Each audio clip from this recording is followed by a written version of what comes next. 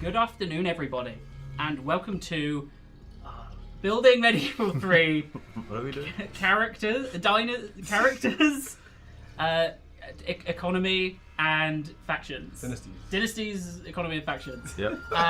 Everything medieval. I don't know what it is. It's as soon as we go live, I have an absolute mental blank of what the title of the stream is every time. It'll be an awful compilation one day. Welcome back to, I guess, us streaming. We've been away for about a month. The last time was our 10th anniversary Warhammer stream. We're back in the swing of things, and we will be kicking it off with a fantastic stream to come back to. Yes, we're very excited. I mean, we last streamed Med3 in the show and tell, right? Well, we talked about the roster. Yeah. But yeah, we've got some very exciting stuff lined up for you guys today. So yeah, very excited. I am just turning down the background music for everyone because they can't hear over the music, but that's fine. That'll be fixed now. To repeat? Nope, by the time they hear it, because what I'm now going to ask is, so this is our we said what, our third and a half stream for Medieval 3. So for those of you who didn't see it in the show and tell, we had a really cool section there, and I think we're going to be expanding a little bit on that at the start of this stream. Yep. Yes. But to kind of set expectations of what you guys are going to be able to see, you can see it along that bottom bar. So we're starting off characters and dynasties. We've got a few little bits to cover before that, but correct me if I'm wrong, that will be an in-game, footage, in-engine look. Yes, we're going to be showing campaign. I mean, the first time we streamed back in December, we showed campaign, and then we're back again looking at campaign today. Yeah. And then following that, we'll have a big bulk of trade and economy, which is a very important topic to kind of the simulation of the game. I think some of that will be showing with in-engine as well. Some of it will be in-engine, yep. Mm-hmm. And then lastly, we've got factions and redacted, which is something we'll be... Factions is factions. We'll be talking about the playable factions that you can expect to see at launch. But then we'll be talking about something else. Linked to it. Something related. Yeah. Something related. Yeah. Something very, very something related. fun. Yeah. So we'll get there. But first, we want to show you guys some in-engine footage. Shall we start by recapping, just for those who are joining, our past Medieval 3 streams? So you hinted at, we've shown campaign before. Yep. The focus of that stream, I think, was a bit higher level. Generally, the map, we talked a lot about the map overall, how the map is broken up into regions and sort of, let's say, the pieces on the map and the board that you're concerned with. I think we talked a little bit about economy at the time as well. We looked sort of on a high level. Yeah, we looked at construction of directly building castles and ports and towns on the map, which was a new kind of thing that we're exploring. That was pretty exciting to talk about. So that was the first campaign.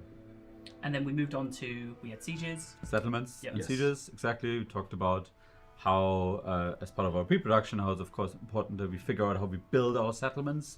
Always a big challenge. And then we talked a little bit about siege gameplay, walls, ladders, pathfinding, and the keep at the very end, defensible positions. Yep.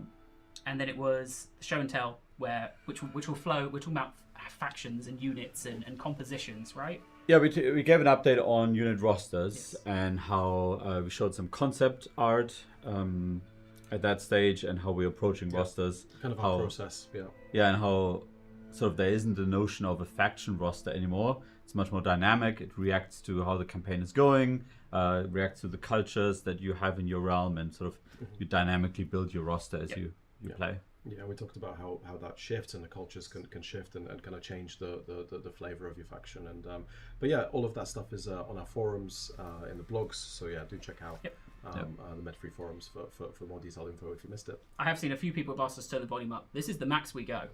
So we can't. We will. Do we need to project? We'll project. Project louder. Okay. Part of the problem will be that we have many fans going in the room at the moment. It is currently 36 degrees plus outside. It is.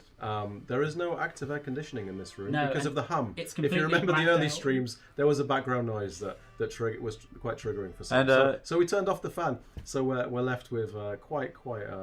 And we thought, Pav and I thought that we were not allowed to wear shorts. Yes. Based on Josh's I had direction. them and then I forgot my band. And then look at these glorious legs. It's a leg reveal. It's the most important legs. So you will see us getting significantly wetter along the stream. Well, before we jump in then, there was one thing. So we announced this stream a couple of days ago, and there was one thing we'd seen mentioned in the chat. We called it I think it was on Reddit or maybe on the forums. We called it a little bit too late to be able to respond directly in that forum. But there were some questions, I think, about the art we were using for the blogs. Yes. Yes, the question with regards to the Cathedral, the cathedral, there's some mentions of AI or no, we do not use AI in any of our images. This is that particular image. We've kind of used it for a few at the beginning as well, a few times. It's an image that's evolved over time. So it's actually that's a later iteration of an earlier image that we basically play around with different backgrounds. So potentially some of the perspective or lighting consistencies are due to the fact that we're just bashing different kind of forms, layers, different layers. So it's purely just a working concept really that we're using for that. So no, we don't use AI for our images. That was done by our artists and then iterated upon by our art director. Just playing around with different kind of. We go to quite a lot of detail. We actually I remember at some point we're saying, we need nobles on the bridge and we need some peasants in the. So we're kind of constantly changing and tweaking. That's it. We just want to clarify that. Yep. So we won't dwell. I have just two more things and then we'll start ramping up. So the last one was what is pre-production? So for those who've come in and that term isn't familiar to them. Yeah. So when we announced Med3 back in December, we kind of showed the game. We kind of talked about how we were in early pre-production. The game is still in pre-production. Pre-production is the time when we're building the foundations for the game, where we're kind of doing the roster designs and figuring out how everything comes together. So those foundations are in place and ready for when the team grows in production. And we saw a few posts with regards to the Warhammer 40k news and the demos that we showed, and why there's such a difference in what we're showing. And that's because Warhammer 40k is far later in the development cycle than we are. We're much earlier in that pre-production phase, which is why the footage and the stuff we're showing is quite different, because it's a very different stage of development. Yeah, I think internally we always talk about risk management, right? Like anything that's unknown or anything that might have unknown unknowns, right? That's a big focus during pre-production, where it's not so much about content or individual traits or individual details. It's about, okay, how is this all working from an experience, but also from a technical level, right? And obviously we never expose this side of development to the community. We never talk about it. This is something we do behind closed doors, and then we reveal and announce the game once it's already way along. But obviously this time around with Med3, this is what we're doing, because we want to get feedback. We want to engage with the community and ask questions and be able to adjust and tweak and also communicate and talk about where we're coming from, how we're thinking and approaching the development of this title, because it's so important to many of our fans. So this is why we're talking about it this early on. Fantastic. Well then, I believe we're going to start off with a few images before we. So, you happy for me to throw it up and you to explain, or do you want some preamble first? Yeah, no, I mean just throw it on the screen. So last time we were talking. Tell me if it's the wrong image, by the way. No, that's the right one. Hey. Last time we spoke, like I said, we talked about the Holy Roman Empire roster. I think we shared a bit of a, let's say, we call it a thumbnail sheet, but basically an overview of a lot of different units in sort of a structure and hierarchy with the upgrade paths. Since then, roster research has really been a big focus of large parts of the team. You can see here essentially now the final concepting stage. This is the Constaffler unit that we talked about last time. One of the cultural units, in fact, that the Holy Roman Empire would have access to early on as part of the Franconian culture. And this is sort of the final concepting stage that we do before we are ready to essentially now create the unit in 3D. So is that passed on to the artists to then try and start? Essentially, yeah. And this is now essentially also signed off with our consultant that we work with for Western Europe, Tobias Capwell. And since we last spoke, we also really expanded our consultant team, you could say. Tobias Capwell, he's sort of the expert for European arms and armor. We've already working with Professor Wilson, exactly, who's sort of the expert for the Holy Roman Empire and for sort of overall Western Europe. And since then, recently, we started collaborating with Professor Jonathan Phillips, who is the professor for Crusading History, which is a really cool job title, slightly jealous, who's going to help us overall with the Crusades, but also generally the Middle Eastern realms. He has a really, let's say, a really good objective look at, say, the Fatimids, Ayyubids, and these dynasties. And we're working with Arthur Beale, who's the assistant curator for Ottoman, Middle Eastern, and Asian arms and armor at the Wallace Collection. We'll Fit remember. that little bit. He's going to help us with a lot of the Middle Eastern rosters, sort of in that Seljuk realm. So a lot of exciting stuff going on in terms of unit roster research. You can flick over to the next image just to give a, let's say, a teaser or appetizer. This is from the French roster, which is currently being designed. That's a thumbnail for the sort of middle period, so 13th century, early 14th century French men-at-arms, heavy infantry unit, which we're currently working on. And we're going to collaborate with Toby on feedback on that as well. Just to answer Steve's question, we are all right. We don't need water. We're very hydrated. Yes, here. A lot of people concerned about us collapsing halfway through the stream. We have water. Yeah, Yes. that's. Is there? Do you want me to flick to the next one? That's an exciting one. I know people will be frustrated. People are trying to work out the rosters based on all of the art that's being shown. Okay. Yeah. So this is going to be frustrating for you in chat if you can't read it, but you're not meant to read it yet because it's work in progress. When it's finished, we will release this image. You can see it in all its glory. It's a great work by our concept art team because tackling heraldry is quite challenging. Heraldry, for anyone interested in it, it's quite a evolving, quite literally science, you could say, during the medieval period, where it was constantly changing. A lot of, let's say, geographical particularities, right? So it's quite challenging to really create a framework, a system that we can use across the game, or at least across, let's say, Western Europe. And that's what the team is currently working on, essentially come up with a rule set of how faction, dynasties, local regions, and other factors would impact how a unit looks in terms of its flags. You can see 2 layers of flags here, the main unit flag and secondary flags a bit smaller. And of course also the attire and the clothing of the unit itself. And this is a real challenge in most games, and especially in a game such as this where heraldry is a thing. It's a very difficult task to get the balance right, because we have to balance the kind of user experience of being able to identify your own faction. So you've got the faction color aspect, and identifying friend from foe. Then you've got the heraldry representation, the different army, the different unit types, classes, all in all, and trying to balance that so it also feels authentic and not too gamey. And it's always a big task. But here, and in particular, of course, really important for us. It's always a sandbox. It's not prescribed. Like this dynasty will always work within that faction. No, it could move around.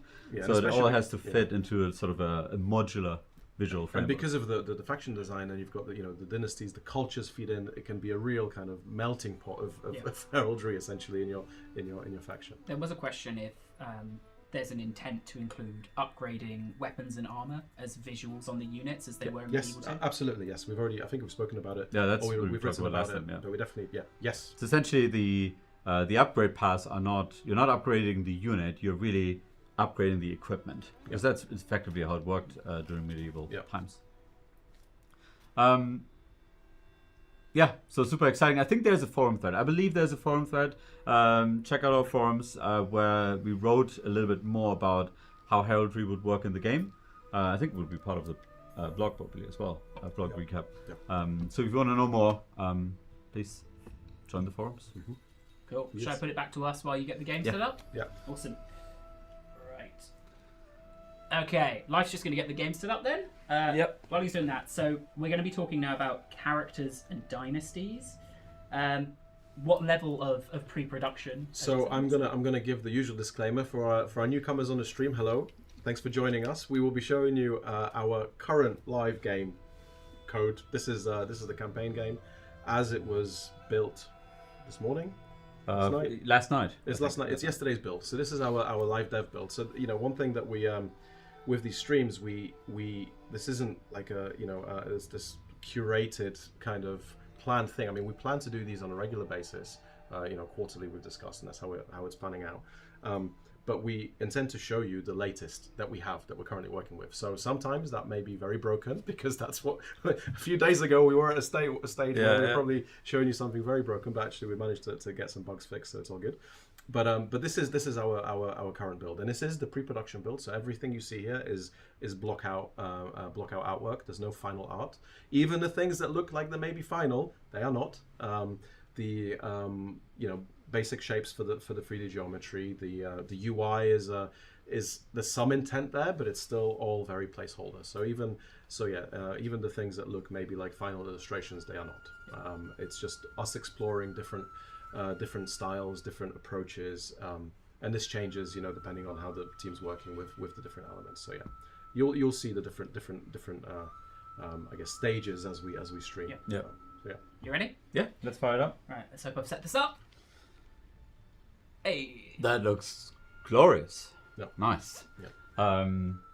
Yeah, I think one of the things we talked about right from the start was our new engine, right, Walko, and how the fact that we can really experiment so much already is a big sort of testament to that. But it also means that sometimes we get a little hiccups. Like we had a few days ago, the ocean was had evaporated, was no longer there, and we got that one fixed. But there's still reverse global a week warming. a week before that we had no buildings or characters displayed. Yeah, everything was underground. So one thing worth mentioning: we have no roads currently. So apologies, roads have disappeared. But that's just game dev.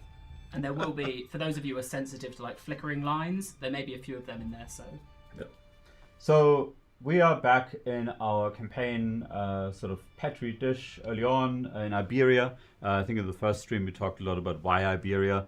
It is a good microcosm of the entire medieval world. Like we have all the religions there. We have a lot of different cultures.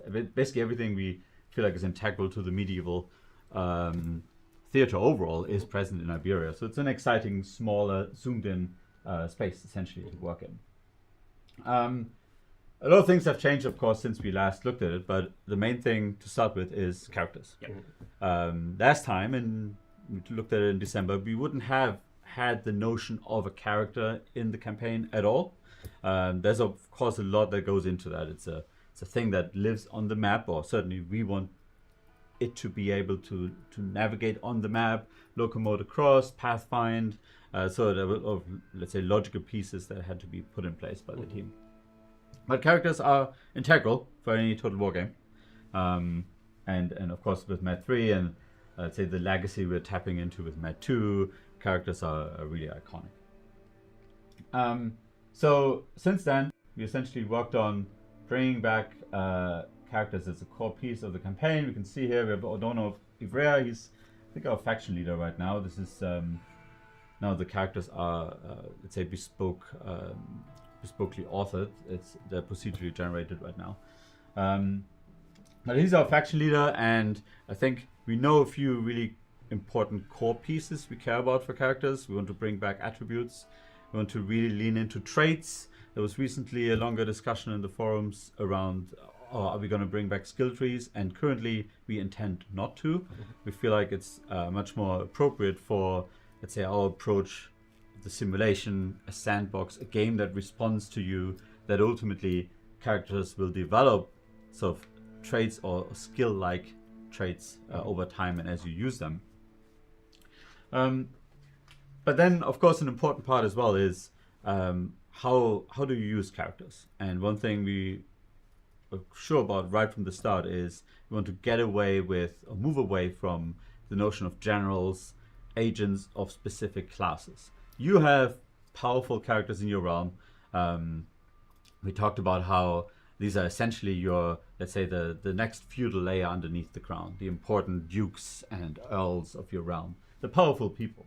And yeah, sometimes they lead armies, and sometimes you send them to a neighboring realm to engage in diplomacy, right? So I think that universal use is really important. It's entirely up to you how you choose to use them, and they kind of, their traits will speak to what they're potentially good at, right?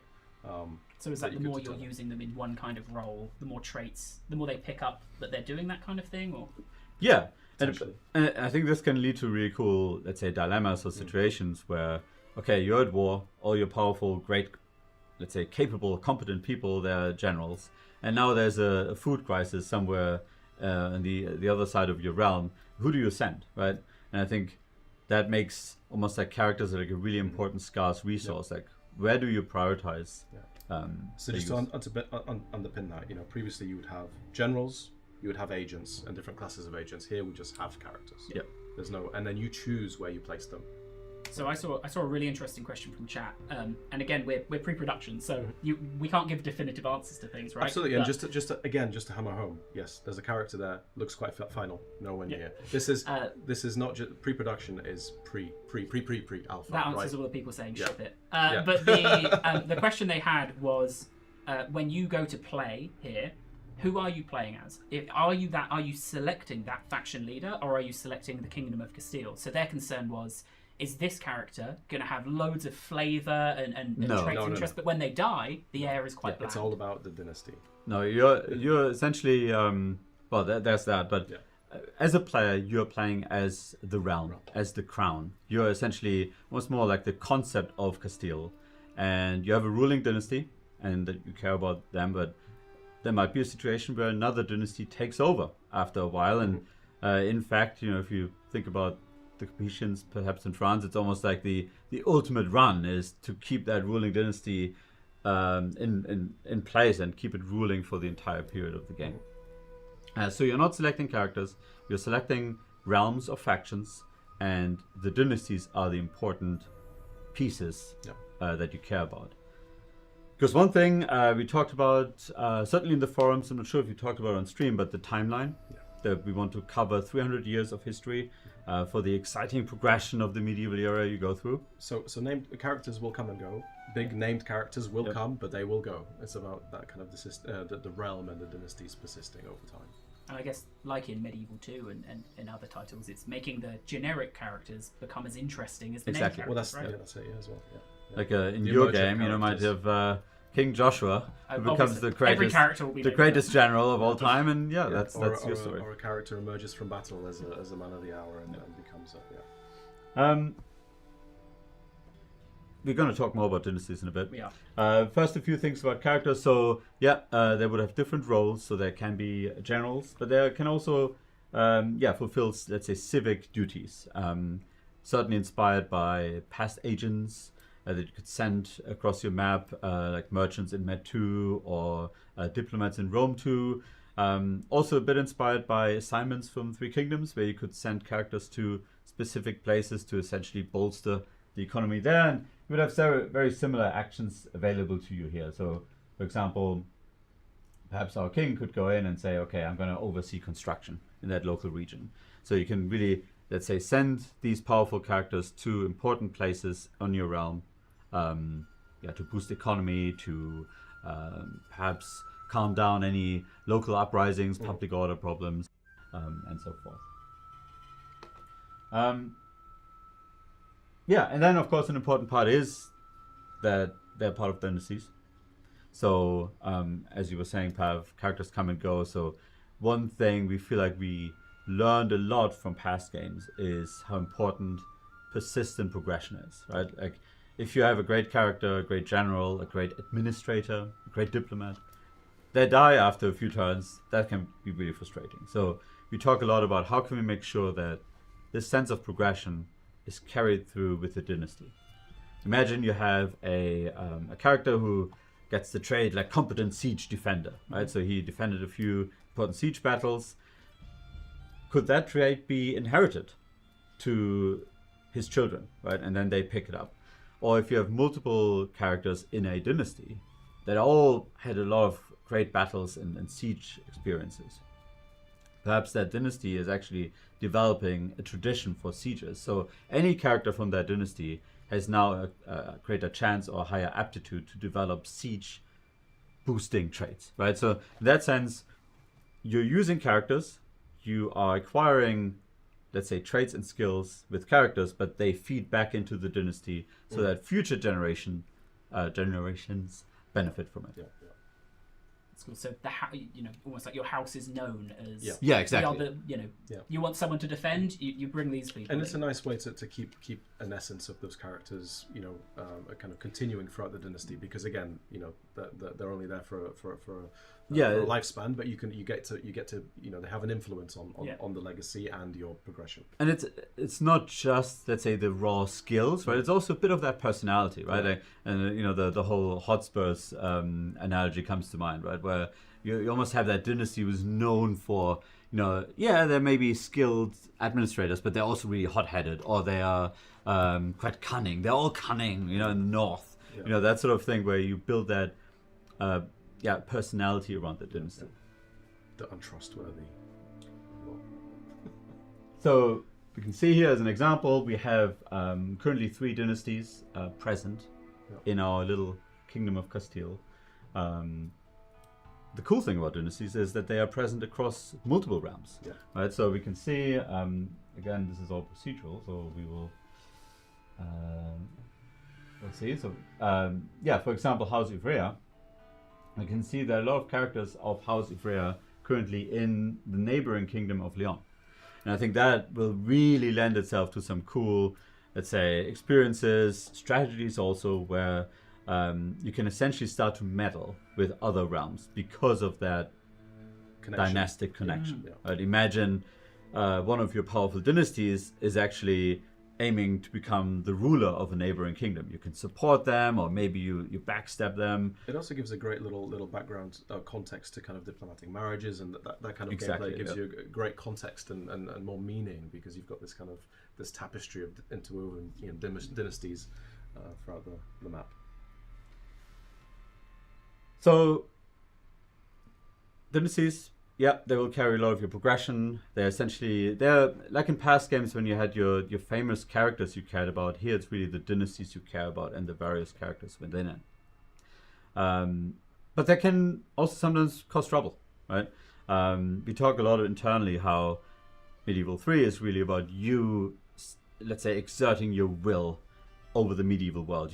You're going out to dominate the medieval world through conquest, through diplomacy, economy, but also politically. And you actually wrestling with those internal forces within your realm is really important. And not all the dynasties are always, trying to help you. They sometimes try to topple you or try to exert their will over your realm. I think you're actually answering a question I've seen a few times of, can dynasties take over another faction? Yes. Overthrow a princess, or... Yep, no, exactly. And internally we always talk about the player feeling like the architect of the realm, right? You're trying to build the kingdom of Castile how I want to build it. But those dynasties, they also want to have a say. They all want to be part of the architects, basically. And you have to wrestle with what they want to achieve. Yeah. That's where agendas come in. Agendas are essentially, you could say, political plays. They're political agendas, motions, you could say. Essentially things where people in your realm will say, hey, here's an issue, I think we should do that. And another character in your realm will say, well, hang on a minute, I have a counter proposal. And you as the crown, you now have to essentially meddle and navigate in that political drama. Can we change the framing? We cannot. We cannot change the framing, okay. Oh, that's unfortunate. You'll just have to read the we didn't think about that one. No, so apologies. We have a situation here where a character in our realm, Estefania Jimenez, she's part of House Jimenez and she's a royalist. She basically says, okay, well, we need more soldiers. And she's proposing essentially more religious tolerance so we can get more soldiers in our realm. And then on the flip side, Esteban of Lara, he is a pious character. He's saying, well, hang on, we should solve this issue by giving power to a holy knightly order. So that's now, let's say, the political play here. How are we solving our soldier shortage? Mm-hmm. Either through religious tolerance or by supporting a local order. But this isn't just, let's say, a dilemma where you get to make a decision. This is now the realm, like this drama playing out in your realm, and different characters within your realm are now starting to think about, okay, which side am I supporting? You can see this at the bottom here, where if you check Martin of Lara, he is a loyal character, so he will say, well, I'm actually, even though I'm part of House Lara, I'm supporting the cause of the royalist here because I'm loyal, right? So we can see here how it says what the appeals are of either side, and for this example agenda, it's essentially loyal characters that will appeal. The royalist side will appeal to loyal characters, and the let's say the knightly order side will appeal to pious characters, and then every character starts to take side. But there can be other factors as well. So, for example, characters will be more likely to join the side of their dynastic leader, like the leader of the house. So you can check here. House Lara, for example, has a dynastic leader. They're currently part of the King of Aragon, so they will not be part of any internal agendas. But if that character was in our realm, then characters of that house would be more likely following them to their side. So that's one sort of way of essentially the powerful people in your realm taking side for these problems. And we really intend them to be not just, okay, +5 food here or +20% gold income, but really quite foundational ways of how your faction changes. I mean, some of them could lead to real epic consequences, right? Yeah. You could potentially have civil wars spawning as a result of agendas going one way or another. Changing succession laws would be a classic one, right? Like where it really is quite a foundational, almost like how your realm build comes together is being changed by these agendas. And yeah, like you say, the idea here was how essentially little things can bubble up into big conflicts. Like, there was a dispute over trading rights with another realm, and that now, because powerful people take sides on each side, now suddenly a civil war is engulfing. And as here we have a tangible example as well. It's not just a plus or minus. You know, if you choose one option, it actually unlocks a whole new building chain that wasn't previously available. That can kind of change the way that you shape your realm. Now, what we wanted to achieve is essentially that political gameplay actually plays out on the map.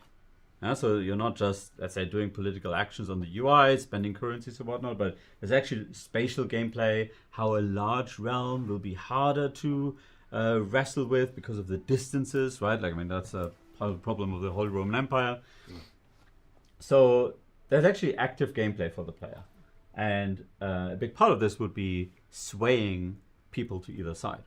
So currently that works with the faction leader. We talked about how maybe later on you have special officers like the Chancellor who does this, who can use to do that.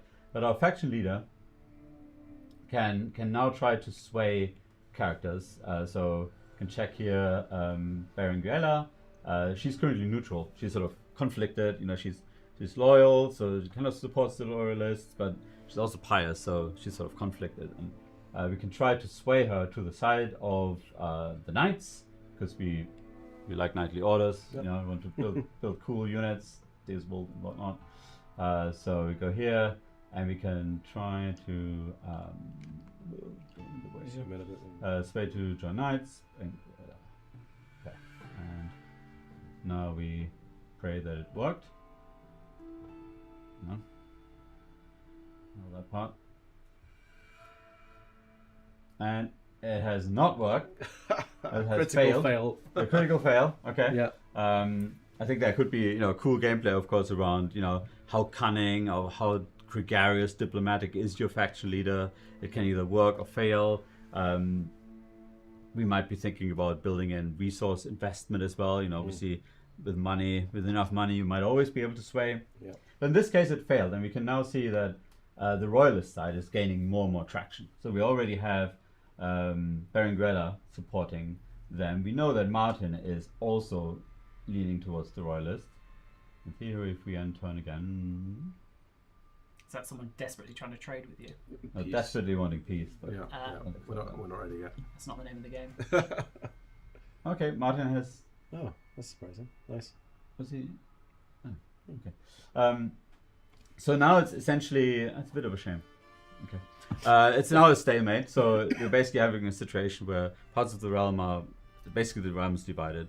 you as the crown, you always get to decide, but you have to live with the consequences. In this case, because it's even, it's basically down to us how we decide. Yeah. But what's really cool is if you have more support on one side than the other, going against the will of the powerful people of the realm, that can have consequences. Like your legitimacy could be reduced, and that's where you can get into situations like rebellions popping up. Right? If everyone wants the succession laws to change, but you're saying no, I'm not changing it, then that's one reason how a civil war could break out. Yep. So we can now say, okay, we're gonna support the local order, and as Pav was hinting at, we can now here in Burgos we can build a pilgrim hospice. That's essentially the first level in the knightly order headquarters, which will ultimately give us access to these units. Yeah. So that's just one example. Like we said early on, I mean, this is all, let's say, exploratory content. There's no guarantee that this agenda specifically will be in the game at the very end, but that's sort of the kind of thing how we want internal politics to ultimately play out. Mm-hmm. I see some people asking about build slots. I think we covered a lot of that in our very first stream. We have slotless construct. We don't have a limit on the amount of buildings you can build. Limited build slots, so no. No. I recommend going back and watching, because we talked a lot about construction. We have removed building slots, and we have limitless. Well, I mean, technically we still have slots. Oh, yes, but there's limits, no there's no limit to the number of slots. Yeah. Cool.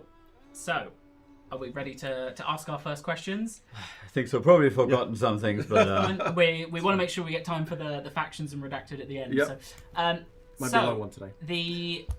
The reason we do these streams is to keep you guys updated on what we're doing, but also to try and help funnel and give you guys more of an input into things like active decisions that we're trying to make, or things where community input would really help bolster some of our own ideas. So we do those in these streams every section. So we have a couple of questions, I think it is, for Characters and Dynasties, which I'll throw onto now. And there's obviously the broad question of, listen to everything we're saying and then just tell us what you think. Just in general, there's always go to the forums and just tell us what you thought about whatever we've spoken about. And then there's a few of these questions that we pick out that we think probably relevant to the future. And these questions will be posted. I think they are now posted on the forums. Yep. So if you see these, you have any strong thoughts about any of them, even any middle thoughts, run on over and let us know what you think. So we can quickly run through these. So the first is, what level of archetyping would you expect from characters, classes, freedom, trait based? Yeah. So I think it ties a little bit into. I think in general we want to move away from, okay, here's a diplomat type character and he can only do diplomacy. But there naturally have to be some restrictions. Like not everyone can do, let's say, priestly agent actions, right? Like that would have to be a priest type character with a specific, say, education in this case. So we're definitely still exploring and thinking about how much we would lean into these roles. Right, so do you have characters who will just never pick up the sword and be a general? Do you have characters who highly specialize into, let's say, trade and economy, and they're the only ones you can use for trade? And is it based on the character's trait? They're born with a disposition to be better at diplomacy or warfare, or is it something that you could develop with the character based on where you put them and how you train them up essentially through the campaign? There are different approaches that we can take, so it's a kind of a question of what feels good. I will quickly point out Jasmine Rogue. It's probably Jasmine Rogue has posted some really great comments. We won't have the time to delve into them because they are all quite long, but I can see that they have been captured by the community team. So we'll make sure we read through them. But thank you for the really in-depth comments there. So the next question is about one of our older titles then. So what did you enjoy about Rome 2's family system, and where did it feel lacking? Yeah, so I think there are always parallels between the family system in Rome 2, which certainly evolved quite a bit from launch to its last form in Empire Divided, and to how we would look at Dynasties for Medieval 3. Basically groups of characters with some internal power within the realm. I think in the later iterations they could even also own regions. So there are definitely some parallels, and we looked a lot into it. We did our own research, essentially. What have people said so far? And I think one major lesson learned, we already talked about that, how important it is that character progression feeds into dynasty progression and feeds back into new characters. But we're definitely interested to hear more about what you folks think about what sort of worked in that family system and what sort of, let's say, problematic pitfalls would be. And our last question then is, what kind of political plays or plots would you love to see represented? Yep, that's obviously an exciting space to explore. Just some cool options like, succession laws could change with these agendas. A favorite of mine is the idea that you might have essentially an internal vassal that's part of your faction, like a duke, who wants to become, let's say, more independent. Essentially raise them to a kingdom status that might still be your vassal, but ultimately more independent. And there are a lot of cool, more, let's say, ideas that we would love to hear some folks' favorites. Yeah, some obscure claims from distant relatives lost to time, whatever.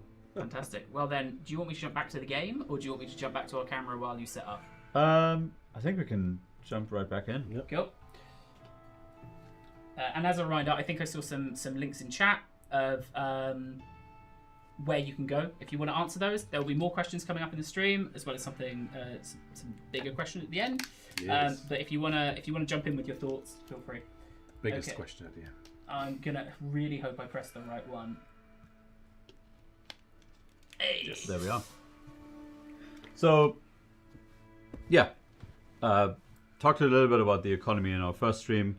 There have been since there's been more work on it. There has actually been an iteration that we sort of looked at and weren't quite happy with, and now this is where we're at now. Essentially, like an iteration on top of that, and a big part is trade routes. They're always, let's say, an integral part of any Total War game. They tie into diplomacy, but they're really a way for you to customize your economy. One thing we were really excited about, and it ties a bit into characters, is the idea that you actually use your characters to establish trade routes. A bit sort of almost like marrying our trade routes from past games with the Med2 merchants who would go to specific locations, right? So you could send a character to another region and actually use them to establish a trade route. The kicker here is what we're really excited about, maybe unreasonably excited, but they're no longer between factions, but between regions. That can mean between regions of different factions, but also between your own regions. Okay. Yeah. So, for example, now we send our character, can now set up a trade route between our capital, Burgos. Ooh. Click the button. And Toledo. And hopefully we'll see some nice traders moving around here. Yep. Not on Roads are missing, but the trade models are there. They're trailing. They're blazing forward to Making the set right the path. trail. Yeah. One thing we're doing where the value of the trade route will kind of inform how busy it is. So there'll be really dense kind of caravans on the more valuable trade routes and more sparse on the less valuable. So you can really get a feel. We had a really cool bug that unfortunately got fixed, where we had ships moving Trade ships, along the trade route, land ships. Effectively, that was really cool, and they were a bit more dense. So, but yeah, we are maybe overly, but we are super excited about the fact. Because for us, it's a brand new thing. Being able to trade within your own faction, between your own kind of towns, is it's something new that's very exciting. And it's sort of that, let's say, the fantasy of building your trade network, right? Like within your realm, but also beyond, and really customizing how trade flows. What does trade do? Well, it's one way to really boost the wealth of connected regions. We're going to talk about wealth more in a minute. But one important aspect would be how they help to distribute strategic goods throughout your realm. In past games, often it was essentially, you could say, a light bulb switch that went on. If you had a trade route in another faction, you traded, let's say, iron with them. You had access to iron. Here it's a little bit more nuanced. It's not implemented yet. It's a really cool design. So we're gonna switch into paper design mode for a bit and show some cool design I diagrams. wish we had the whiteboard. Yeah. Okay, I'll bring the first one up now. Yeah. Yeah. Yes. So Oh, yep. Oh, it's got characters and dynasties on the bottom. We're all going to have to pretend that trade and economy is highlighted. Yes. Shameful. So what we didn't feel like is appropriate to really get into number crunching. Like, okay, I have 32 iron, and what do I do with it? Right? It feels more appropriate to the scale of the game, to the lens you have as the Crown of Castile. That it's a little bit more abstracted than that, but still a notion of how much iron do I extract here felt quite important. And by the way, I'm using iron as an example. Yep. There are would be lot more resources are available. Yeah, different strategic goods. Yeah. But imagine a situation where, so we own those blue boxes. These are our regions. So we have Cordoba, Burgos, Sussex, and Normandy. And we produce a lot of iron in Cordoba. And imagine there are essentially 3 tiers. Tier 1 is I produce iron locally. I have iron in that region. Tier 2 would be I have iron locally, but I have so much of it, I can trade it away. And then tier 3 is I have so much iron that I have it locally, I can trade it away, but I can also trade the right to trade it away. Right? Oh, wow. And that's basically tier 3 that in this example where Cordoba is like a super built up. I really invested in my infrastructure there. I have the highest level iron mine. So I have access to tier 3 iron. I can now set up trade routes. I set up a trade route with Burgos. So Burgos has access to tier 2 iron. Yep. Because I traded the right to trade and access to iron. So I can now use iron in Burgos, but I can also trade it further. So I set up a trade route with Sussex and a trade route in Normandy, and that's how I essentially now from that massive iron hub in Cordoba set up the network of iron throughout my realm. And then equally I might say, okay, I have a neighboring faction that rules Granada, and I trade with Granada.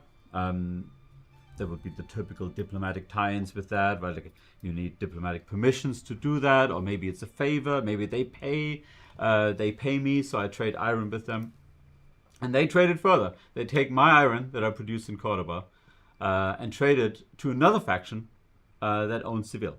And that's how sort of from these big, let's say, hubs where things are produced, and you could think of maybe cloth in Flanders, right? So it doesn't... Wine, the Silk Road could be, a factor here. So basically, when you have these hubs that produce lots of things, you can really see it spreading. Yeah. But you're not microing numbers again or stocks. Yeah. It's kind of more of a tiered system. Yeah. A question I've seen in chat phrased in a few different ways. 2 questions. So the first one is they've been asking, how's the AI going to interact with the system, right? And I think the presumptive answer I'd give is that's the point of pre-production, is to work out the mechanics and features we want. So this is the crucial point of pre-production for us to work out these mechanics and designs as early as possible, so the AI team can start building AI to work with these systems. The second question I saw was, why would I want iron? What would iron do for me in game? Is this giving me access to units or upgrades? Is it just purely economical? No, I mean we would definitely say tap into some classic Total War elements here, where the best units probably require some strategic resources. Mm-hmm. Yes, iron maybe for your later game upgrades, war horses for specific cavalry units, and yes, maybe some purely economic ones like yes, clothing and silk would be more boosting your economy, but presumably also noble classes, right, and things like unlocking higher tier buildings, right? So cloth halls and buildings made only out of cloth. That's a tent. That's literally a tent. You invented a tent. I did. And then if you go forward one image, of course you can also get into situations like this here now. What if we're at war and an enemy came to Cordoba, smashed down the city, and led to a lot of destruction. So now our level 10 iron mine was smashed down. And that tier 3 iron that we had access to is now level 2. So that basically now means the entire supply chain throughout the medieval, like the Western European world here, collapses. Like your production centers in Sussex, where you're upgrading your units, now has no access to iron anymore because Burgos is only getting access to a tier 1 iron. And I think that can be a really cool way, and certainly ties into the AI interaction as well, but how you can get to cool fantasies like really taking out key hubs. And this, I mean, we're talking about kind of taking out the production here, but what's also a key point is the actual trade route itself, and defending that trade route, defending the flow of those resources from Cordoba to Burgos, for example. And this is where constructing castles on your trade route comes in, where what we discussed in the first stream, where you will want to defend these trade routes with things like castle construction to maintain the supply and prevent disruption. Yeah, it doesn't always have to be a dramatic, permanent loss. It could be just a temporary disruption from raiding. Are we going to our trade-based questions? Yeah, I think so. Well, we have. Hang on, we do have more economy to talk about. We have economy questions after trade questions. Okay, let's do trade question first, then back in the game. Then we'll go back and we'll do economy. It is hot. Yes. So the first question we had here, these will be on the forums, is what aspects of resource chaining would you want to engage with? Could you explain that one? Yeah, so again, something we are discussing internally, how much we want to lean into the idea of resource chains. Yeah. I think it's pretty clear that we are not the Anno franchise, right? We would have always the Total War lands, but do you have a situation where you produce wheat? Yeah, or let's say silk, right? Yeah. You have silk as a resource that gets delivered to somewhere else, where you then produce noble clothing, and you get into that chaining. And we were interested in, let's say, what's the temperature in the community? Wheat, what do you guys feel? I make more of my clothes out of wheat. So. Yeah. For food. So what's the temperature for how deep they want to go in that system? Yeah, because like I said, we're not Anno, but we, it's just a question of how far you just said that as someone in the chat said Total War is not Anno confirmed. Yeah, I mean, it's every franchise has its strengths and Absolutely, places. yeah. I mean, we love Anno to play. Occasionally. Absolutely. Not quite the same. Yeah. And the second question then, so what are some economic fantasies you'd love to see? And we've got here, dominate the timber industry. Yeah, so there's obviously a connection between these two, but I think in that example I just gave, where you essentially disrupted the iron network of an enemy, potentially, there's obviously one cool way where your military campaign will have an economic impact that will likely have an impact on future military campaigns. But yeah, we were interested, like what... I think we're always interested in the range of playstyles. And Total War is always ultimately a military war game.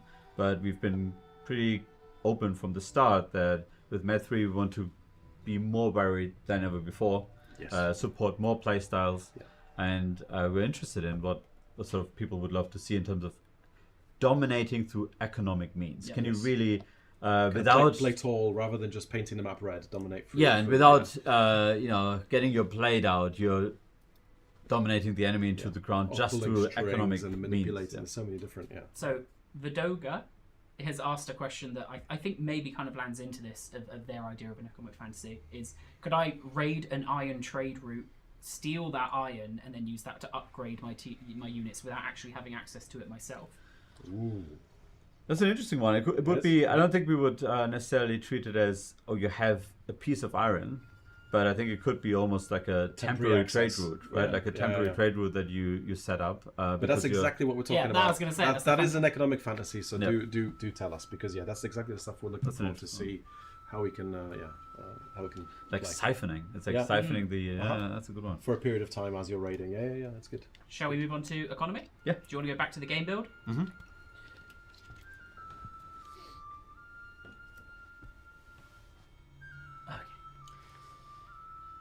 All right, economy. So internally, sometimes when we talk about the game, there's sort of a slide I always pull out with 3 questions on it that I really like.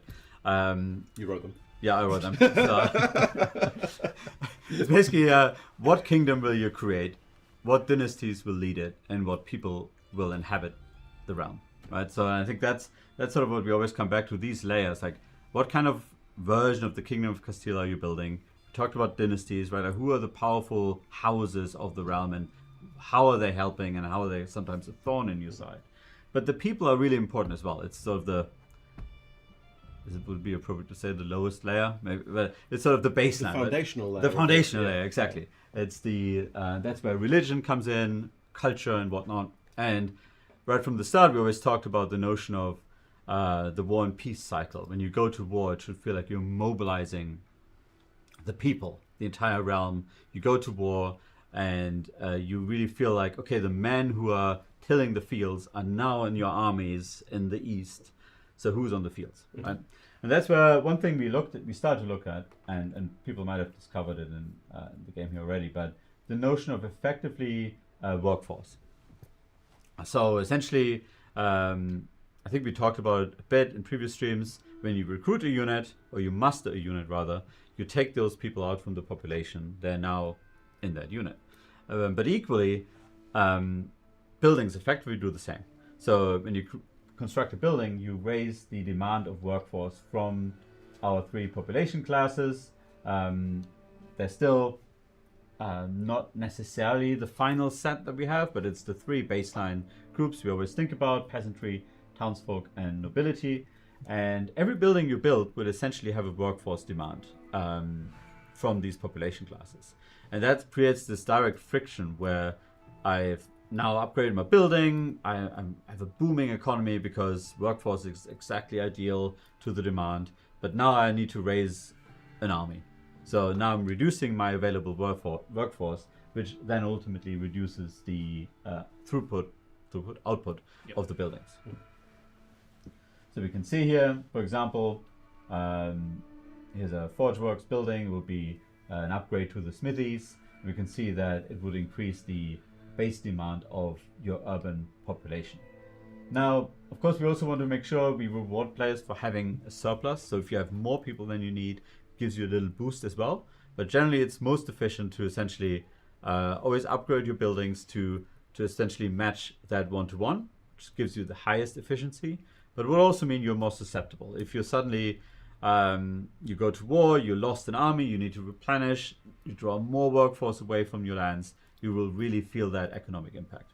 In the past, we talked about things like war exhaustion and how we really wanted to make sure that war exhaustion isn't something that sort of is imposed on you, but you can really feel it as part of your simulation. I think workforce would be one element where, if you literally exhausted the people of your realm because they're all killed in battles, your economy will feel it. I mean, that's one of the key kind of philosophies that's fueled us from the beginning. That there's a real kind of cause and effect. There's the world kind of feeds back to you. So these things don't feel contrived. They contrive game constraints. It's basically it's the result of your actions and all of the systems that are interplaying and within the campaign. So you understand where this is coming from. It's the effect of the choices that you've made. Now, our 3 population groups, they have sort of relatively clear focal points right now. So the peasant population is mainly required by the buildings you have in the rural countryside. Every region has a different, let's say, makeup. You can see this here. So in Burgos, we can upgrade our fields to a certain level. Can we actually have build some ore pits here as well? And then in Toledo, you have a different makeup where you can see here that the fields can be upgraded much further. So the idea that certain regions will have a higher, could say, aptitude to be developed in certain ways, and that's sort of the population, or that's the building types where you mainly need your peasants.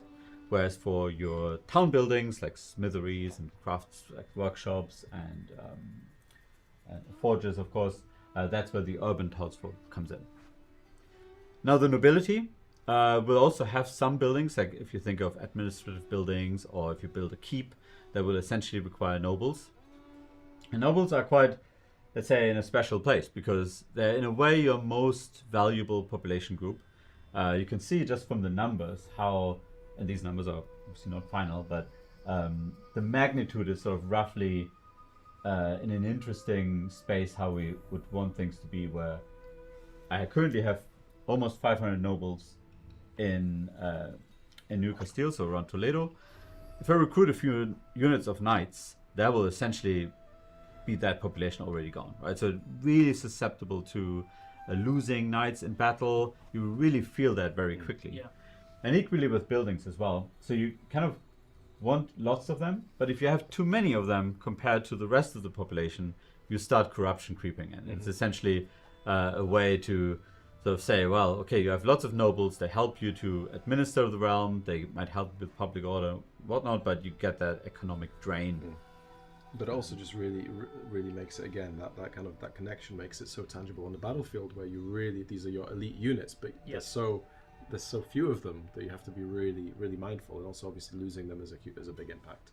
And so I saw a question from chat of is there a way to convert between these population types? Is the intent that if I can force the farmers to become more urban? Or? Yeah, so urbanization is definitely one, let's say, key economic part of your build.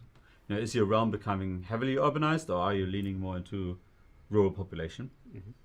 We also recently discussed some really cool, let's say, recruitment-related conversions almost, right? If you think of the Ottomans, who essentially recruited their Janissaries from non-Muslim population groups.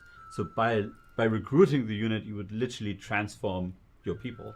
You have things like essentially almost like emergency nobility being created by just gifting land to, let's say, more the burghers, right? So I think there are interesting conversion mechanics that are more direct that we would tap into. So I guess short answer, yes. Yeah, and also the evolution of the units and armies, and then more professional kind of armies that are less part of it. Yeah. Don't rely on nobility as much, but that's over time and how you transform that with your faction as well. That plays into it. 6 months ago, we talked a lot about wealth and how we want to make sure that there's a physical, let's say, representation of wealth. Like you can take wealth from a region by sacking the land. If you raise an army, you stock the army with supplies. You would try and, let's say, convert wealth into supplies. So if that army loses those supplies, that wealth gets converted into wealth for the enemy. So that sort of physical interaction of wealth in the game world. And that's represented here by urban wealth. And that's very much inspired by the economy in Shogun 2, people will remember, which I think did this very excellently, where you had essentially a slow ticker of wealth building up. It's essentially the idea of almost like building an economy that reinvests in itself. So especially urban buildings will often only give you a little bit of wealth, but that wealth will essentially accumulate over time. So by building, let's say, a tradition and an entrepreneurial community, you could say, within your regions, you would start to build up that commerce mindset. And that number ticks up over time, and ultimately you'll benefit from that engine building up, but you're then susceptible from losing that wealth. Through raid, maybe character actions could directly siphon some of that wealth off into your lands or enemy lands. And ultimately your income is essentially a combination of that urban wealth, which is ticking up, so we can see here plus 10, so every turn that number goes up by 10. Rural wealth, which is fairly traditional, how we treated income in past titles, where upgrading my lumber camp will give me bonus income. If I upgrade it from tier 2 to 3, I get 200 now instead of 100. And ultimately that gives you, after applying corruption and administration cost, gives you a number that's getting taxed. Administration cost is a sense of, let's say, your realm growing, and sort of that, let's say, tax would be the wrong word, but sort of a penalty ultimately of how difficult it will become to collect taxes. Distance to capital will be a very big factor here, which was always very cool for spatial gameplay, right? When you have regions very far away, it's in a way really interesting, but it's also difficult to administer all of that, and might invite things like probably more efficient to create a vassal over there that pays tribute, but essentially organizes the realm over there. And potentially different taxation models as well. And then there'd be risks with that, right? Yeah. That you'd be giving up some control. Yeah. Okay. I think that was it. And we are. Well, we are. We're going to want to move on. Yeah. Okay. So we'll throw up to our last questions of this section, and then we'll move on to factions. Hooray. Let's hope I'm pressing the right button. I am. So we only have one question for this section, because it's a big tax economy one. Yeah. What are your expected trade-offs between going economically tall versus wide? What is economically tall versus wide? Well, I mean, it has sort of different lenses to it, but generally it's always the classic trade-off is, are you building a big empire, so you have lots of land and getting a little bit of money from all your lands, or are you more the, let's say, Venice or Flanders, heavily urbanized, very few regions, but very well built up. So that would be one way of providing a trade-off between these two. And then there are some other, let's say, interesting pathways here between, sort of how, what population groups are you leaning into? What are the trade-offs in between? So, just, interested to hear people's thoughts. Yep. Do you have, either of you have preferred play styles of wide or tall? Depends on the faction. Yeah. So I think that the faction plays into it, and the geographical location and kind of setup. So I think, but we'll get into that next. We will. Okay, we'll be moving on. Someone said this game needs a couple of years of work, and then someone saying it too bad it releases tomorrow. So we'll see if it's out tomorrow. Yeah. Okay. I didn't get that memo. This is our release stream, isn't it? Oh, okay. All right. So I'm trying to think of how we want to pivot into this. We could go. Do you want me to just bring up studio camera? It'll maybe do that. be that third section, and we'll just chat. Yeah. Okay. Yes. Hello. So we'll be talking about factions now. Yes. What are we talking about with factions? So we're very excited about this because this is a new level of I guess kind of engagement that we're seeking from everybody. But yes, we're essentially talking about our planned playable factions for launch. Yeah. And Yes. And we have some we're going to go through basically what we've locked in as the playable factions, and then we're going to offer up some choices. Yeah, essentially. indeed. Yeah, that's what it comes down to. That's basically we have the super exciting thing. I think the caveat here is that we don't know yet how many playable factions will there be actually on launch. We haven't settled on a final number because that will come out of various different kind of what's the word I'm looking for? Production reality. Yes. Probably. Yes. Yeah. But certainly we did talk about, let's say, past historical games and how we are definitely looking at that as a North Star. Yeah. So ultimately what this will come down to is we have a number of factions we feel like they're locked in, they will be playable, and we'll talk about them. And then an unknown number of additional slots, and we will ask all of you to vote and prioritize. Yeah, so essentially we're going to go through, we're going to take you through what we've locked down as our locked factions, and then we're going to go through a long list of options that It's like 24. Yeah, because 23, what we're looking for, Oh, I did. I my own. Yeah, and these this vote is essentially to aid us in prioritizing the factions that we pre-produce, because again we talked about pre-production being a point at which we lay those foundations that involves researching the various factions, building up the rosters, the faction mechanics, all of these things. I think that's a great point. We should talk a little bit about what does it mean for a faction to be playable, right? And I think we have sort of this understanding, but not everyone might share this. But for us, when we say playable faction, it means it's selectable on the front end, of course. But really with it comes a certain expectation of, let's say, the uniqueness of the experience. There's a big forum post where we talk about vertical replayability versus horizontal replayability, and how we this isn't, let's say, a game where two factions that you choose will be fundamentally different, because we want you to be able to blend in between playstyles, right? But that being said, when you pick England, we want you to feel like, okay, there's something unique about England, right? So there's a certain expectation that there will be some unique units, unique mechanics, unique, let's say, narrative elements as well, right? So a certain USP, I guess. unique selling point, playing point, or whatever. And but yeah, if a faction doesn't get picked, that doesn't mean it's not in the game. Yeah, so this isn't about which factions. There will be more factions in the game. There will be emergent factions that may be on this list, but this is more about the factions that we work up, design, and implement as playable, as selectably playable from the beginning. Yeah.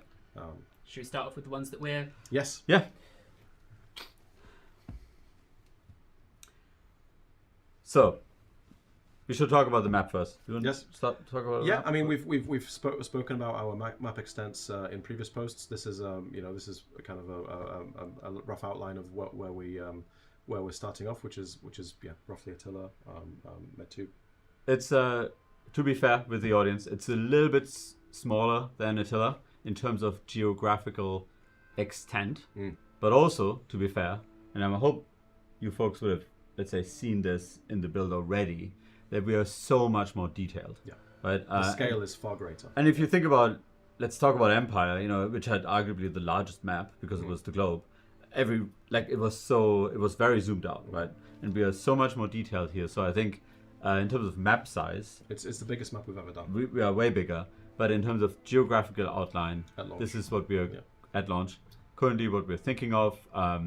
Iberia to roughly, let's say, Mesopotamia, Baghdad, northern Scandinavia to southern Scandinavia to northern Africa. Now, in terms of the playable factions, you can obviously see them here, and I'm sure a lot of you will have already picked out who they are. Essentially, we sat down and really thought and evaluated, and as you do in these situations, you create an Excel sheet, do a scoring, and we sort of came up with a few, let's say, rubrics and a let's say razor for how do we make this decision. And I think an important one we of course look at is historical relevance. Okay, looking back at the medieval history, trying to be objective, who are the big names that really shaped the era.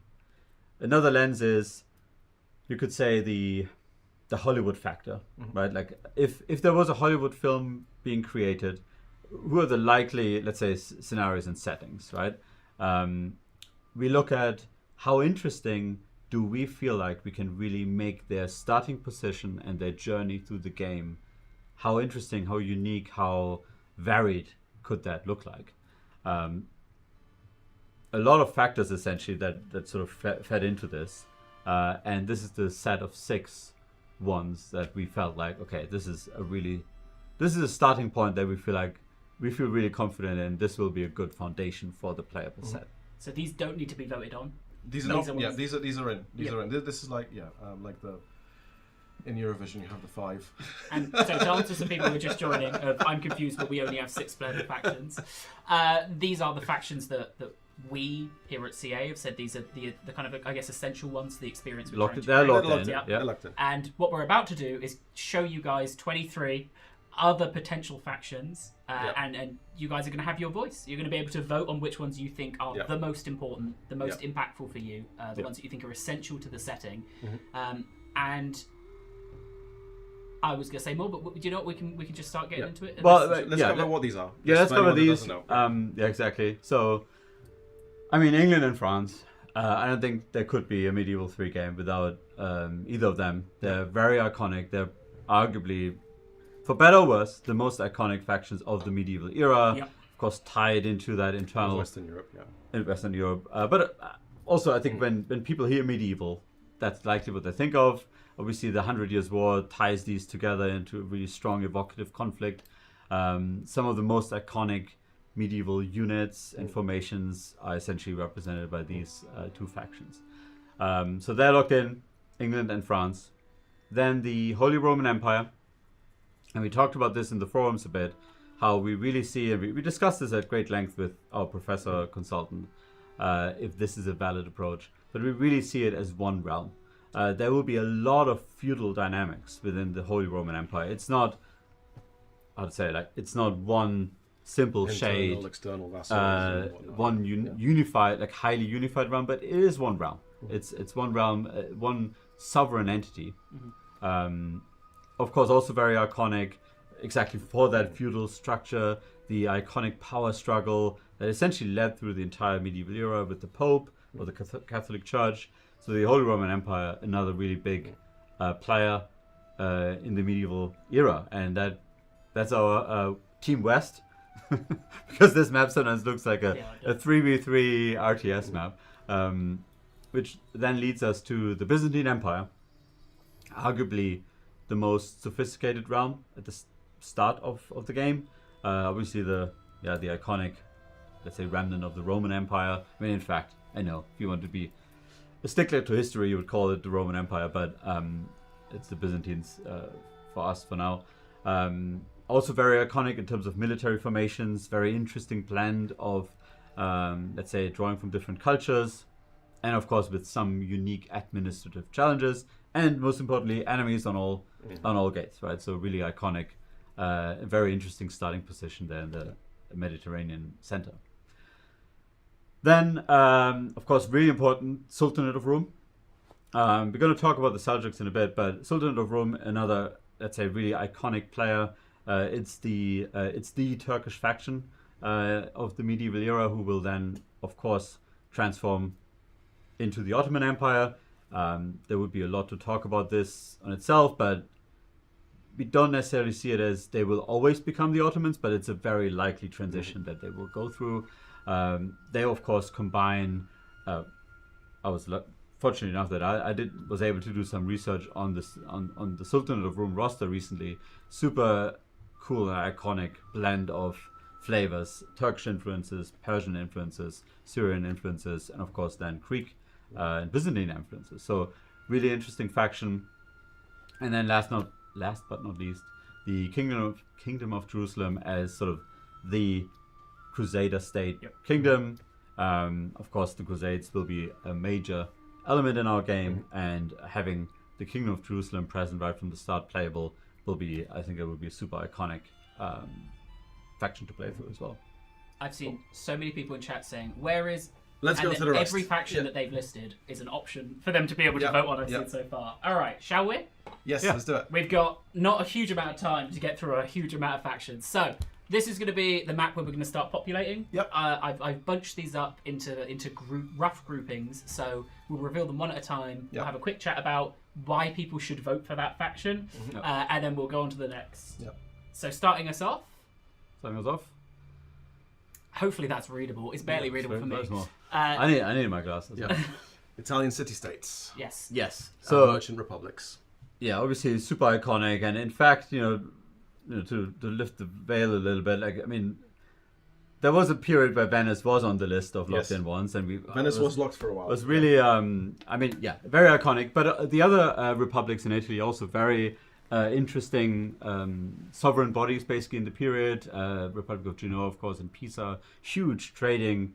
Or you could imagine how they become really huge trading empires in your campaign. The Commune of Milan is. I'm just going to quickly cut you off. Do not put. You're putting the numbers in chat like you think that's the vote. We will reveal how you can vote. There is there's going to be a survey where you can choose. You can make your votes. That survey is going to be live until probably September. We're going to keep it going. It's going to be open for a while. We'll be posting up periodically. We're not deciding it yet. No, because I see. To be fair, I saw so many people putting one. So I think Venice is in a good spot. But at the end of this, when we've gone through all of these, there'll be a QR code on screen. You will have plenty of time to vote. We'll be updating where the vote is at, so you can kind of campaign for your favorites and get others rally to vote for your favorites. So there'll be plenty of opportunities. Milan, another, let's say, it was quite an important player in all these imperial wars between the Holy Roman Empire and the Italian holdings.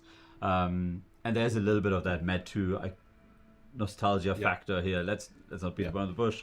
But so we wanted to give it out as a vote as well. For sure. Also, something that we didn't mention, we are dropping, if we haven't already, a blog that covers this in more detail. About 20 minutes. Our thinking about this, behind this. Also calls out some of the notable omissions that you'll see, and why they're not there. We will. If we don't get to cover that, it'll all be in the blog. Someone asked how many they can vote for. We will go into all the voting details just as we get to the end. For now, we'll run through who your options will be. Should we go to the next, or you still got? Let's go to the next. Let's keep going.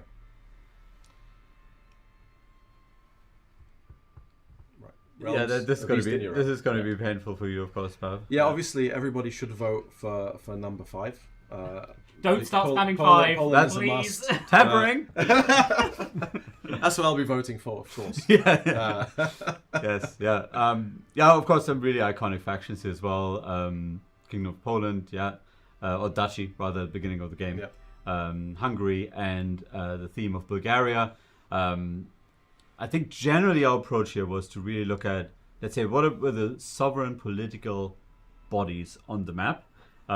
Sometimes that straddles the line a little bit, right? Like Bulgaria was certainly like firmly a theme of the Byzantines at the period. Would probably be more of a vassal kind of starting situation. And the other ones would be certainly so the iconic kingdoms of the east of Eastern Europe. Let's go next. So many people were asking for Scotland in chat, so Yep. I think there's going to be a lot of people glad to see it's an option for the vote. Yep. I had a comment from one of our team members who's from Scotland. That why is that a northern kingdom? This is more of a practical clustering.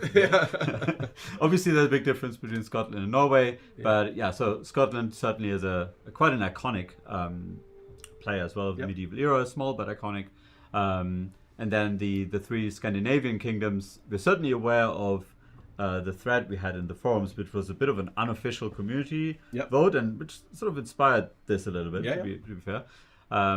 Where some of these were quite high up, so we're curious to see, but certainly interesting factions as well. Yes. Next up. Yep. I can't even remember what order I put Yeah, I this don't know. Yeah. Iberian powers. There we go. Yes, Iberia, of course, currently our petri dish. And certainly in a very interesting, sort of encapsulated sandbox throughout the medieval era with the Reconquista, a lot of cool military units as well here. And a lot of diplomatic meddling between these, because the houses and dynasties, as we talked about today, were very intertwined between these kingdoms. So it could be a really interesting place. And to be clear, it's not like if they vote for Castile, that doesn't mean Portugal and Aragon aren't in game. Right? Exactly. This is a No. vote This for is playable faction. All of these would be, I mean, we can't guarantee it, but it would be safe to assume that we intend to put all of these on the map. Yeah. But they wouldn't be all It's about prioritizing which, in the time that we have, which do we work up as fully fledged playable factions for launch, and it's just to inform the priorities of how we line up the work. Yeah. Okay, we ready? Yep.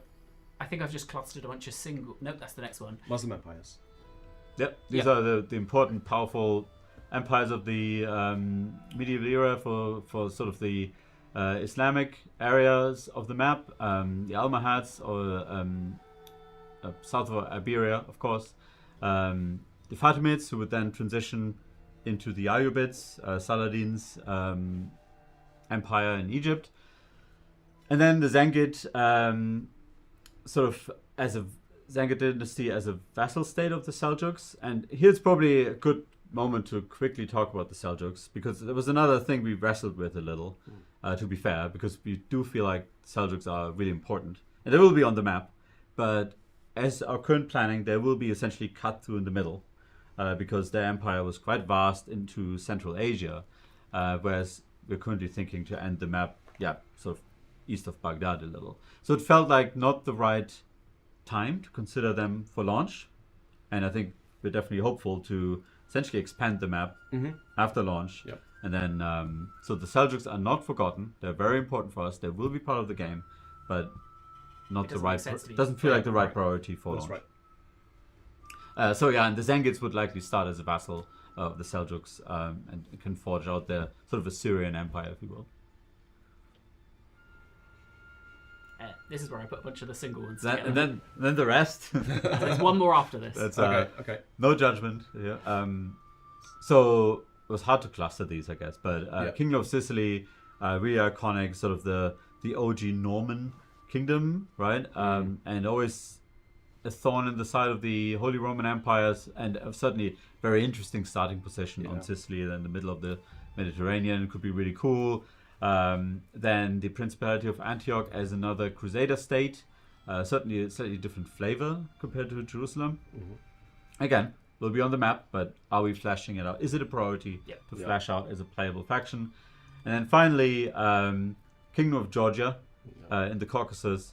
Actually, really quite a fascinating kingdom, really. Quite a lot of love for Georgia in the chat as well earlier on, I think. Yeah, sort of really at the edge of it's a classic Roman influenced world, you could say. With some really interesting roster opportunities. We looked into it a little bit as part of the Sultanate of Rome. So yeah, could be an exciting playable faction as well. Okay, we have our last bunch. I think there is a caveat here of there will be a write-in option. Am I wrong? A write-in option? No. There's no write-in option. So last we have the Balkan Realms. Yeah. There was a general any other. Well, there you go. Yeah, that's what it could be. The petition option. The petition. Yeah. I mean, we have the forums. There's always a write-in option on the forums. Yeah. Balkan Realms, the Principality of Serbia and Kingdom of Croatia. No. Certainly they're in a sort of that melting pot of cultures and influences as well. Could be really interesting. Yeah. East-west sort of symbiosis. Yeah. So that's the list. So in terms of the vote, do we have? Oh, okay. That's just the same. We will have. That was just so that we had one with all of them. Okay. Oh yeah, no, it took me ages to put them all in the bubbles. No, I appreciate it. It's great. Yes. Thank you. But yes, I think to answer the question previously, everybody will get 4 votes. Yeah. So everybody gets to vote for their favorite top 4. Top 4. Yeah. Yeah. Hopefully that's live now. I don't know if it's live at 5. Let me see. King Gobbo, Steve, as I know him, he told me it'll be pushed live in 10 minutes, and that was, I think, 8 minutes ago. So it's probably being pushed live right now. So you guys will be able to go and vote. That is our last and probably the biggest question we've ever asked. So 4, does that mean we're going to be picking 4 factions, or again we will because obviously not everybody's going to choose the same 4, so the list is going to be far longer. We're going to have a list of all of the factions in priority order based on the votes. And again, that's the list that we will pick from as we're building the rosters for the game. Obviously we'll have to balance the results in some way. If the only votes that come in are just the Italian states, we may have to add a little bit of design kind of direction and tweak that so we have a nice balance across the map. But again, largely we'll be drawing from this list as a priority. I think we would be quite, let's say, excited to be transparent about that, right? Yeah, like if it absolutely. comes down to, okay, here's the situation, we will explain and try to reason and why we feel like, okay, we really got to push things around a little bit. But for now, it's really about, we want to hear how you would prioritize or you all would prioritize this list. And the blog that we're dropping as well does speak to any some omissions that may be missing. We talked about the cell jokes and some others. Yeah, exactly. And that's largely down to the map extents that we have at launch. But when we're building the game in a way that we can expand the map, so those factions will come along when the time is right. Someone said only 4 of all that list. So they're getting a little taste of the experience you guys have to go through of trying to narrow down from so many options what's the priority for launch and what we really want to focus on. So, we said we'd include you, and that's the highs and the lows of having to make difficult choices of what's your priority. Will definitely be either way. It's always sad when you because that's the cool thing about history, right? There's always fascinating stuff. Like when we looked into the Kingdom of Georgia, I was like, oh yeah, I can totally see this being an amazing campaign, right? And making a cool faction out of it. So hopefully we'll get to all of it with due time. Yep, absolutely. Well, I think that is pretty much our stream. Thank you everyone for all of the excitement and energy about the vote. I think this is probably the most impactful thing we've ever let the community kind of get their hands on in terms of shaping the future of a game. Yeah. So much as, when you boot up the game, you can see a faction, you can go, I voted for them, and that's why they're in there. So please do go and vote. So thank you for coming along to these streams. Thank you for engaging with the forums and the blogs. This is exactly what we want to do with MedFree.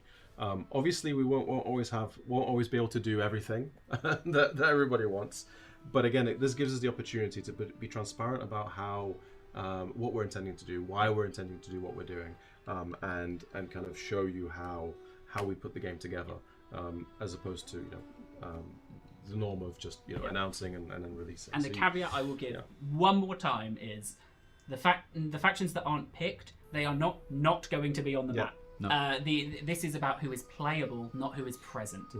And look, we're in pre-production. Things change.